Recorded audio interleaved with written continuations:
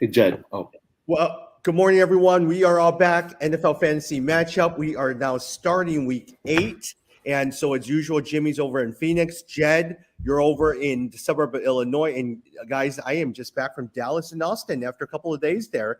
And when I go to Austin, the NFL is never a conversation. It is University of Texas all the way. Always UT all the way. We had lunch with the donor over at the UT club.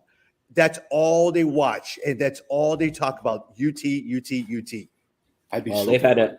they've had an up and down season. I mean, they had a nice win over Oklahoma, but then they lost. What was it, to TCU? And they have like 2 losses, I think, or maybe even 3 now. So their season is not going great. Well, did you see the stories? Arch Manning, there's been some speculation that Arch Manning might transfer out and go to Tennessee where his uncle plays. Oh, that would be huge. Yeah, because they were like, they don't have confidence in the coach. And they said there's some rumblings from the Manning family that says if this is the path they're going to take, it's not the best path for Arch Manning in the future. Wow, that's huge. So the smoke that you want to watch, and because when I was watching like where he was going to sign, because I was very interested in that, because the Oklahoma Sooners are kind of my college team, so I was curious where he was going to sign. The smoke is his best friend is also a wide receiver on the team, and he signed first with Texas. And so when that happened, everyone was like, man, I think he's going. And sure enough, he did. So that would be interesting. If that kid transfers, then that might be the smoke to say that something's happening. You know, I know we're talking about fantasy, but the thing I hate about college football now, you see all these college kids who are making money off of their name, image, and likeness. Here's my thing. I think it's the dumbest thing in the world. All these kids are making millions of dollars off of that. And now these colleges can all accept corporate and private donations. And so I feel like it's changed college sports. And I just don't like it. Yeah, it's definitely, they have to figure out how to handle things, because as has been already like spoken, like people are taking advantage of the system right away. Like donors and boosters figured out how they could take advantage of the system. So they have to they're going to have to iron out some of that. But personally, for me, it's like a pendulum, right? It's like all the money was being made by, the universities, and now it's starting to swing a little bit back towards the players. And I agree, there's got to be stuff they work out. But me personally, I always thought it was pretty screwy that, these kids were basically working for free and they're making, billions of dollars for the universities. But the problem always is a lot of times people figure out what the loophole in the system is. And before, all the universities were making all the money. And now a lot of times like you said, it's swinging to the other side. And now there are loopholes. Now give it a couple of years and then hopefully it'll right its ship. And now they'll figure out a system. Yeah, to me, I feel like they have to come up with some kind of a system where it can't be so individual. So, for example, if you have superstars, they can sign contracts, but that money has to maybe go into a pool that Correct. all of the football players get to pull out of. Yeah. And so, it's something like that. But I do think some of the money has to, when you heard stories of everyone's talking about Reggie Bush, right? Reggie Bush lost the Heisman. He took $300,000 over 4 years is not a lot of money, right? So the guy was looking for a little extra spending money, and it's like, come on, this kid's deserve to have some of that. No, look at all these endowments a lot of these universities have, right? And a lot of it is because of people who are passionate about sports. And all they need to do is, if you gave $10,000 to each kid or whatever, you would have been fine. You would have, but they were so greedy that this is the problem that we're in right now. Yeah. By the way, I thought you were in Las Vegas, Jed. What was that? I thought you were in Las Vegas. I was. I went to Vegas for basically a 24-hour trip to go watch BattleBots. If there's anyone out there who likes BattleBots, I took my 10-year-old son to go watch. It was a blast. I highly recommend it. It's basically huge $25,000 robots that beat each other up, and it was amazing to see. It was a lot of fun. So did you and your son, you pick one, he picked one, you guys decided who was going to win, or were you guys all voting for the same robot? Oh, there's a ton of different robots. So we got second row seats, and we saw 12 matches. So we saw 24 different robots trying to blow each other. What's interesting about it is they come up with, they all have a different strategy. So some guys it's like something that spins, some guys it's something that hammers, some guys use fire. So they all have different strategies of how to blow each other up. And so you kind of, try to see who's going to win. What was your favorite one? Honestly, there was this one, his name is Huge and he's gigantic. And when you first see him, he looks like those old cannons, back in the Civil War. They had the huge wheels and then the cannon on the middle. But in the middle, he has a blade that flames. And when you look at him, you think he's not going to be any good. He's going to get killed. But he designed his wheels in a way that could take a lot of hits. And like it was just fun to watch, to see something different and win. So that was fun. Yeah, very good. Last question before we jump on. Which buffet did you go to which you enjoyed? We didn't. I so wanted to go to the what's it called, like Bacchanal, something like buffet. I didn't get to do it. We basically had a quick dinner, In-N-Out Burgers, and then we had a really nice breakfast at something called the Hash House, which was really good. But we didn't get a chance to hit the buffet because it was literally 24 hours. We flew in the evening, watched it from 12 to 4 the next day, and then took the red eye home. Yeah. Wow. Okay. We have a group of friends that hang out together, and one of the guys this year, because we try to do a hangout every year somewhere, and he really wants us to go to Las Vegas purely because of the buffets. It was really, I told my wife, it was packed. There were a ton of people. Everything's open. I totally would agree. If it was just a little bit closer from Chicago, like a 4-hour flight is pretty brutal, or 3.5-hour flight, but it is a fun place to go. I would totally second that, Jamie. Hey, going to yesterday's game, did any of you? Okay, which game did you watch? Did you watch the football game, or did you turn on to the Dallas Mavericks against the New Jersey Nets? Because I watched the other one. I know you want to talk about Luka. Luka looking amazing with his triple-double just because you got him on your keeper team. It makes life a lot more interesting to watch. But which one did you guys watch? I watched the Baltimore Ravens versus Tampa Bay Bucks. I really wanted to see. I really think that Tom Brady will turn it around. So I wanted to see if he can, because there's no way he cannot turn it around with all the weapons that he has. But I will say his offensive line stinks. That guy got sacked like 3 or 4 times. Did you know he is the most sacked quarterback now in NFL history, passing Ben Roethlisberger? I saw that. Yeah. Did you also see who is which team is leading the NFL in rushing? Did you guys see that? The Bears? Yeah, the Bears. The Bears are number 1. I was like, right? Yeah. That's so crazy. But no, I agree on the Tom Brady thing. I didn't get to watch because I don't have Amazon, or I don't have Prime. But I think the Tom Brady storyline is really interesting when you think about, him making the move to Tampa, winning, kind of redeeming his whole getting out of the system quarterback thing, like he's the GOAT. And then now having to face this, in my mind, I was like, can he really? Because this would be a sad way to end. Like if this is the last year, this would be a sad way to end. So I agree with you, though. I feel like there's too many weapons there. They got to figure things out. But man, they've had 2 brutal losses. No, I think that he has to turn it around. Like in terms of the story, he has to turn it around. Now, at the same time, Mike Evans did get 123 yards. Tom Brady did throw for 325. Godwin was okay. Julio Jones came back and got Leonard that touchdown. Leonard Fournette got a touchdown. So see, I think to me, the Tampa Bay's issue is the running game. Basically you have Tom Brady who's like saying he's behind Leonard Fournette. Fournette is dead last in average yards per rush. He's dead last in the NFL. You cannot win doing that. So their rushing game is really, to me, the main problem. Oh, I thought you were going to say it's because they're missing Gronkowski. They don't need any more receivers. Their receiving core is fine, and obviously the passing game is fine. He had over 300 yards. I think Jimmy's point about being able to keep people off of Tom Brady is important. The line has not been great, but a lot of that starts with the rushing, right? If the defense doesn't respect your run, then they can load up on the pass, and that's just what's killing them. But that's one of the things about Gronk that they did say. They said that Gronk did such a great job understanding Brady, right? So if Brady needed him to protect him, he was there to protect him.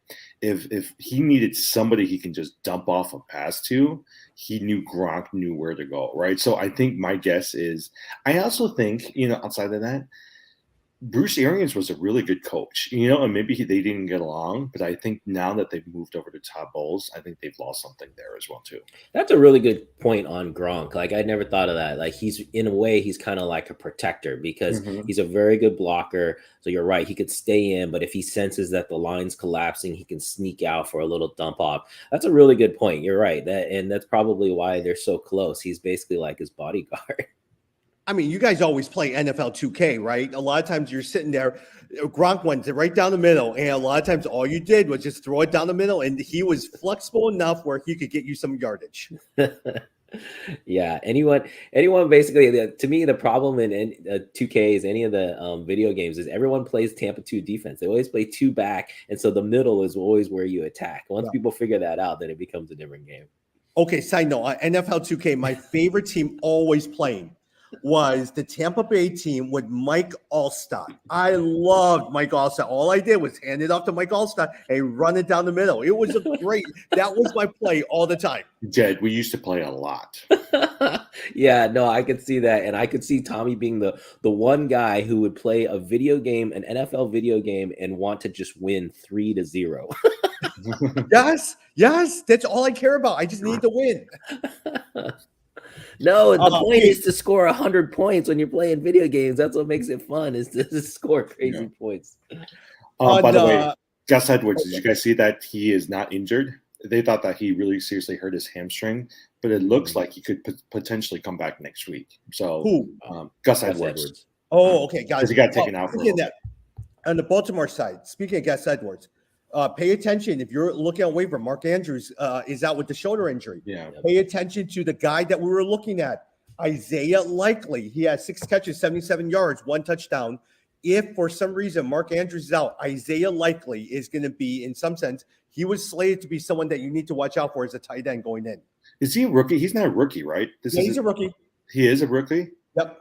Oh, okay. That's really interesting. Yeah, I was just thinking to myself this morning how the tight end position is one place I really missed and really messed up this year. And it's making me think that, for the future, if you can't get Mark Andrews, George Kittles, or Kelsey. Yeah, if you can't get one of those three, I think you just sit and you wait. Because I drafted Waller, I got Kittles, but I drafted them in the 5th, 6th rounds. And yeah, I'm in my mind, I'm like, you know what? I'm not going to do that in the future. I'll just sit on that position. The tight end position has not helped me because every week I look at that, right? And I feel like you can't really dump a Waller or you can't dump a Exactly. Pitts. Exactly. But then you're getting. I mean, last week you got 2 points from Pitts, right? Whereas like if you played a Gerald Everett or even a Likely, you could at least get to 10 to 15 points, and you're not losing so much off of one position. No, I'm actually already sitting those guys. Like I have not dropped them, but I'm sitting them. I haven't played them for a couple weeks, even though I missed out on that Pitts 1 touchdown. But I haven't played them, so you're right. They're just taking up bench space. So it's just a question of at what point are you willing to cut them? And what makes it harder is the keeper league, right? I can't if I drop Pitts in the keeper league, like that's really hard. Yeah. Well, I will probably tell you it's not even the tight ends that are killing me. It's my quarterbacks start killing me because my entire strategy is always banked on the 2nd, 3rd tier round of quarterbacks. So every single year I had a Russell Wilson, I had Dak Prescott, Aaron Rodgers, Tom Brady. I would just snag in the 9th, 10th round. And that always worked well for me because they did well. Now with Aaron Rodgers, I literally just dropped Aaron Rodgers for Daniel Jones and won the leagues. And so now I'm scrambling because I needed those quarterbacks to get me 20 points or something like that in order to play. And that has really, in our keeper league, I'm literally 0-7. I'm trying to figure out, do I still play on or do I just trade it for assets later on in the future? Yeah. I know that I always advocate for quarterbacks being drafted high, but for me, I always like the top 3 or 4, right? And this year it was Hurts, it was Josh Allen, it was Mahomes, and then it was also Justin Herbert. Yeah, right. Because I like to have those points, right? Like in the last few weeks, they're consistent. They get you your 20 or 30 points, and you don't have to worry about them. The problem is you're bypassing some pretty decent players to get that quarterback. Yeah, I'm still not a fan of the drafting quarterbacks Yeah. early. Like I won't look at them till at least the fourth round. Well, depending. And then with an auction draft, to me, that's the difference. With an auction draft, I always have like a certain budget, and in my Yeah. mind, I don't want to spend more than like 15, $20 on my quarterback. So But- it really just depends. But Oh Tommy my just, gosh, Jed, I'm hoping for $8 for my quarterback a lot of times. Yeah. but Tommy yeah. just Tommy just picked up Joe Burrow. So I mean that might be a pretty good pickup, because someone Yeah, but just dumped him stupid on me. waiver. Last week in one of our other leagues, Jed, I picked up Joe Burrow, but I said, you know what? Let me give Tom Brady a chance. So I played Tom Brady instead of Joe Burrow. I lost by 3 points. Who dropped Joe Burrow? What kind I of a don't know. league are I was you in that surprised someone they dropped Joe dropped Burrow. Burrow? Yeah. Jim, it was Jeff. Was it really? Yeah, That's horrible. he dropped Joe Burrow. I'm sitting. Joe Burrow's sitting there on the waivers. Yeah, Oh, that's I- horrible. yes, I need a quarterback here. Yeah. I don't know if this is a good thing. In our Walter White league, I just picked up Deontay Johnson because someone dropped him too. Interesting. I was like, it's a good, decent pickup. A couple of injuries I do want to talk about. Jamar Chase out multiple weeks with a hip injury. Very surprised. Very, very surprised about that. And so, what do you guys think about that, Jed?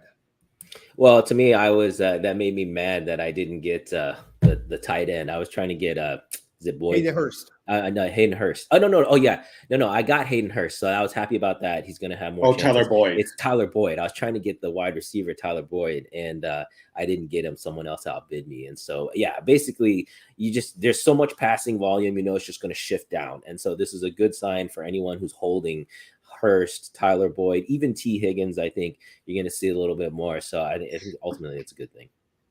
Jed, I am so upset because in two of my leagues, the first couple of weeks, I couldn't rely on Jamar Chase. Yeah. Here's the problem now. There's no good wide receivers out there. The last 2 weeks, he gave me 40 fantasy points. There's no way I can find any receiver that's going to halfway duplicate what he's going to bring, especially the fact that I felt that Burrows he's just starting to click right now. And I think he's going to keep on clicking these next, and they've gone all in on the passing game. And so I am so frustrated right now. I mean, hopefully he's out for 4 weeks. I don't know if I can keep this team going until the playoffs when he comes back. Another one. Ezekiel Elliott has a torn, you know what? I forgot what it was, but Meniscus. anyways, torn meniscus. He is now probably going to be out. Tony Pollard, does he have the job for forever now? Tony, Jed, we saw this coming, right? Like we all said at some point, Tony Pollard is going to be number one running back, passing Ezekiel Elliott. And I think that's why from a dynasty league, that's who I'm going after is Tony Pollard. Oh yeah, I'm excited to see what's going to happen this weekend. But listen, guys, so in my keeper league team, my running backs are Kenny Walker, Travis Etienne, Dalvin Cook, and Tony Pollard. Yeah, that's pretty good. Who's the guy that I not start? Like I can't figure out who to not start of those four. I'm like, I want to start all of them, but I can only start 3. Yeah. By the way, that's not- I just offered you a trade. Did you see my trade I offered you? no, what'd you offer? You should look. I think you would like my trade I offered you. Is that in our keeper league? Oh, sorry. That was in the Walter. Was that the Walter White? Is that the Walter White league? Oh yeah, that's the Walter White. That was the Walter White. Okay. Oh, yeah, you offered in keeper. Oh, was that for my IDP? I saw that one for my IDP player. Yeah. So Cowboys running back Ezekiel Elliott likely sidelined with the torn MCL thigh bruise. Do you guys remember torn MCL? Which Bears player was criticized for not playing with the torn MCL? Do you remember that story? That's crazy. Jay Cutler? Jay Cutler, remember Maurice Jones-Drew got on Twitter and criticized Jay Cutler for not playing and not being tough enough when he had torn MCL. Here, Ezekiel Elliott has the same thing, sidelined with the torn MCL thigh bruise. Oh, come on. That's serious, man. Like, I don't know how anyone could have criticized. If you don't know, like the ACL is right now through the middle of your knee. The MCL is on the side of your knee. Like you need both. So I don't see how that would be. Tom, did they say how many weeks he's going to be out? At least probably a couple of weeks, they're estimating. But I'm telling you, I don't think Tony Pollard's giving that job back. I think we're going to see how fast the offense moves with Tony Pollard around. Yeah, that's the hope. I mean, if you look again at his per rushing averages, he's one of the highest in the league. He was number one Yeah. for a while. I don't know if he still is this past week, so we'll see. All right, on the flip side, Jim, Matt Ryan, he is now benched.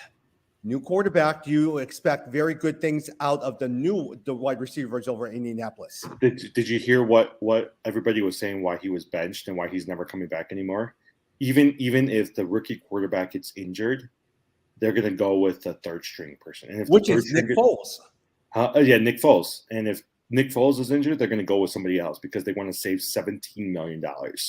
If he's benched right now, he's guaranteed for $12 million this year, $12 million next year. If he plays another game, they owe him another $17 million each year. So they said there is no way they're going to play him, and they're going to go straight to Nick Foles.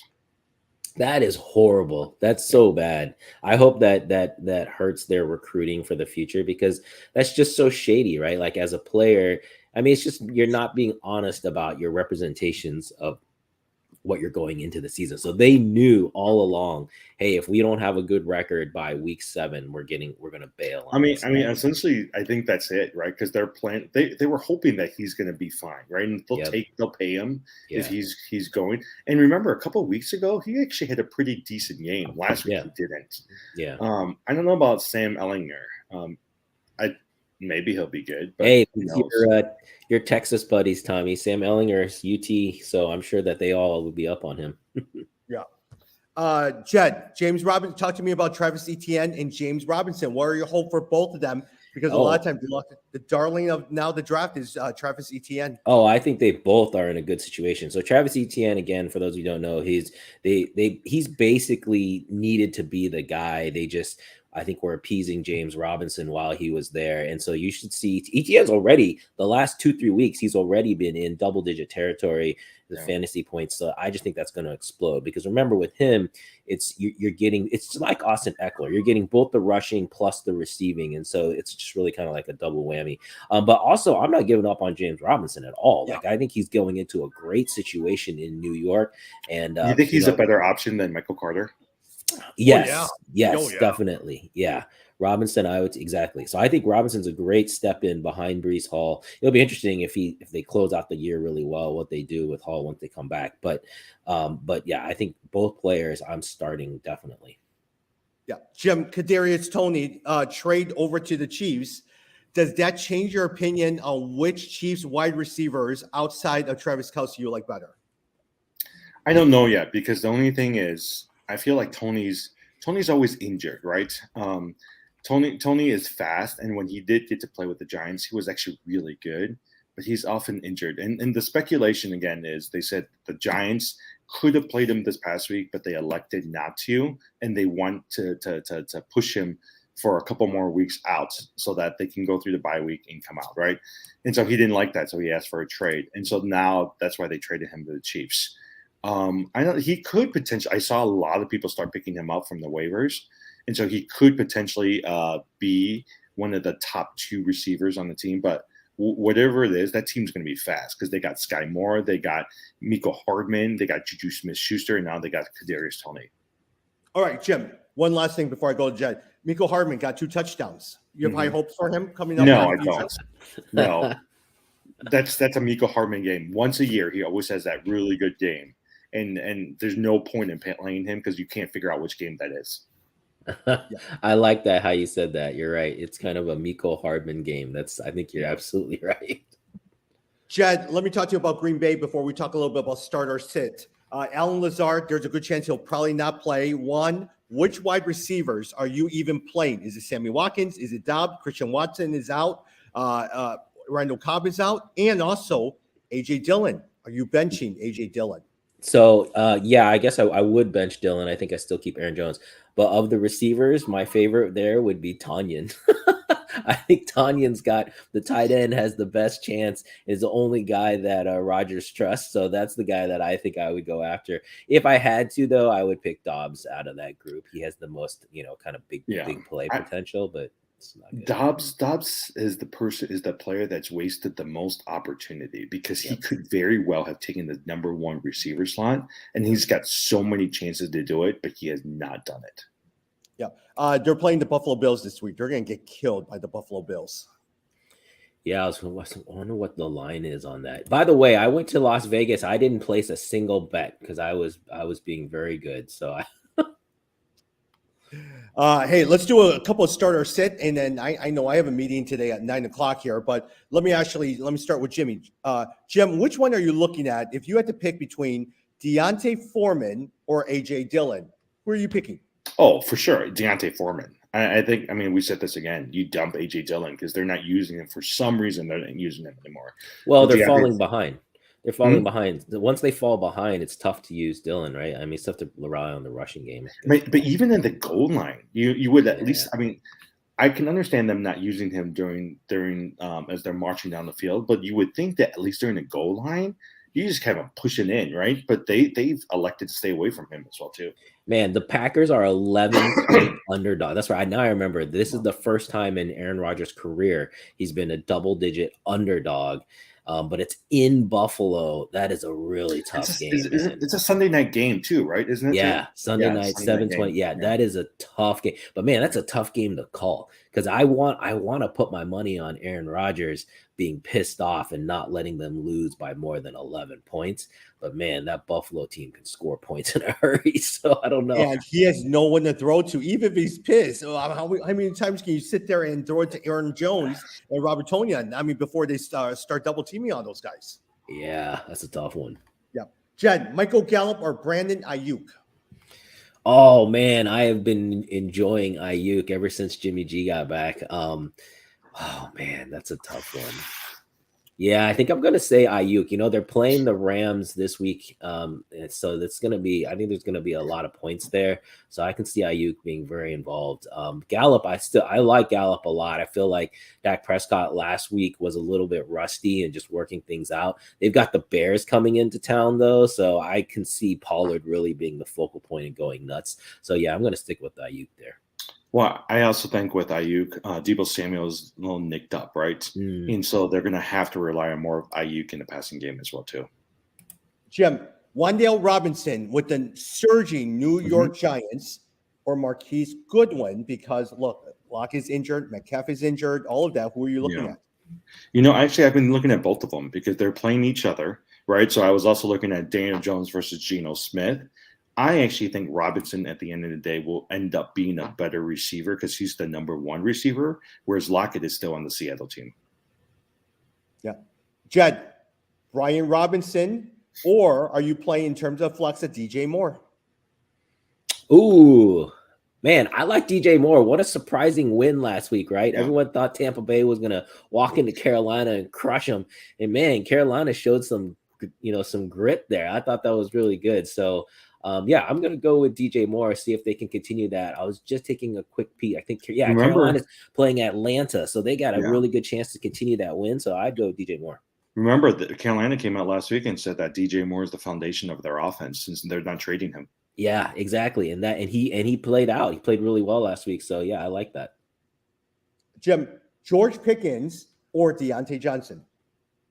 George Pickens. He's come on 15 points last week, whereas Deontay Johnson's averaging 8 to 9 fantasy points. I think they're looking for George Pickens right now. And Pittsburgh is playing Philly in Philly this week. There should be a lot of points, a lot of scoring. Hopefully, Pittsburgh is actually a 10.5 point underdog in that game, which I'm a little surprised at. I think I might take Pittsburgh in that. By the way, guess who was supposed? Did you know who was supposed to have drafted George Pickens this past year in the draft?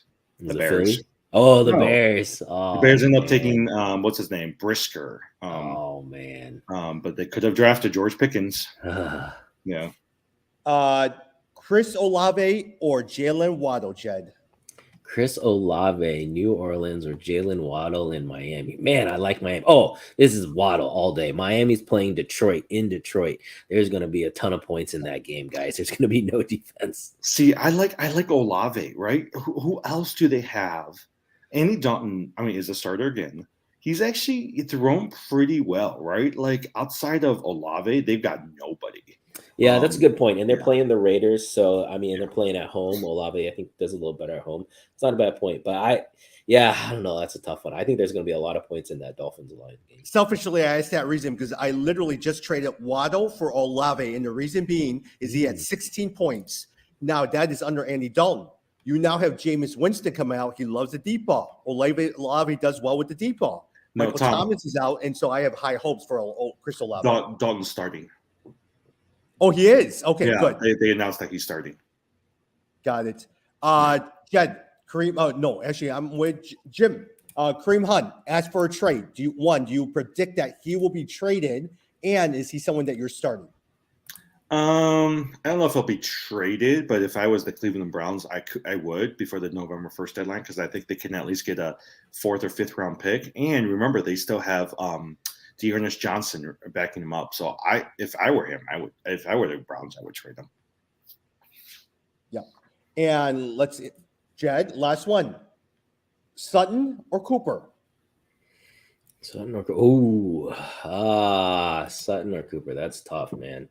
Man, I think I might have to say Cooper just because Denver's passing game has been so anemic. Like, I just feel like, and see Cincinnati Bengals are playing the Browns. So yeah, I'm going Cooper. They're gonna have to be throwing the ball to catch up. So I would go with Amari Cooper. Yeah, Russell Wilson's coming back, and I like you said, he's just not been doing well in the passing game. Yeah. Hey, I got one for you. Pat Freiermuth or Hayden Hurst? Hayden Hurst. They're going to need him, especially with Jamar Chase out. But you will see Tyler Boyd go up. You will see T. Higgins numbers go up. But Hayden Hurst will go up as well too. Oh man! All right, I'll have to. I'm talking about for our league, so I'll have to drop him and pick him up for that. All right, let me add one thing as we wrap up. Let me turn this thing over to basketball a little bit. Neiman Marcus Christmas catalog. Did you guys hear about the story? No. Oh, Neiman Marcus Christmas story. You could bid or not bid. You could buy a 1-on-1. 2-on-2 against Scottie Pippen and his son. Yeah. You will be flown out to wherever Scottie Pippen is. You'll play 2-on-2. You'll have dinner with Scottie Pippen and his son. Now, you're going to have to pay the tip, but he's willing to have dinner with you. He will give you a taste of his bourbon and a signed autographed copy of his book. How much do you think it's going for? Not more than $500. Jim? I bet they're getting at least 100,000. 100,000? No way. Go with his number. What's his number? 33,000. Okay, 33,000. Jed, any other guess? 3,300. $333,033. What? Jed, there are people out there who's willing to pay for this stuff. That's crazy. And you know what? He needs the money. You guys know he's broke, right? The dude is broke, so he needs that. So that's hilarious to me, though. Like, I'm like, Scottie Pippen is one of the last NBA guys I don't want to spend time with. Well, I mean, that's why they said that he wrote that book is because he needs the money. He's broke. The dude is broke. Hey, the joke around, ESPN was saying, you know who needs to buy it? Michael Jordan and his son Marcus needs to go buy that and then go play Scottie Pippen and his son. No, that would be hilarious. Now, that would be, dude, that's the ultimate Michael thing. I mean, I'm a fan, but the guy is a jerk, and that is a jerk move, man. I could totally see him doing that. Yeah, I can see that too. That would be a fun game to watch, though. Man, I would pay for that. Now, if they did that, I would pay to watch that. They should make that a pay-per-view. Man, I would totally do that. So then the ESPN guys on ESPN 1000 were having this debate. Don't you think that Scottie will win? Because look at Michael, he's chubby, he's fat, he's too slow, he can't even dunk anymore. So they start having this big debate about that. Actually, I can see Scottie and his son, because his son is in the G League and the NBA. Yeah. They can at least go to his son. Yeah, and Jordan's kids aren't good, so that's interesting though. Hey, you got to go, Tommy. Yep, I got to run. We'll talk soon. Guys. All right, bye.